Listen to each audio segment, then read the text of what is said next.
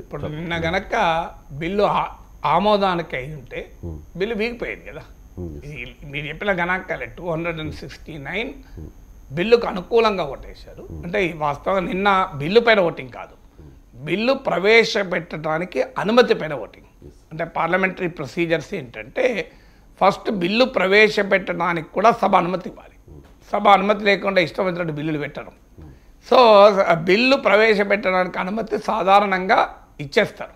A have it so the minister will now present the bill to the house అంటాడు. కానీ ఇక్కడ ప్రతిపక్షాలు division కోరాయి. డివిజన్ అంటే పార్లమెంటరీ భాషలో ఓటింగ్ అని.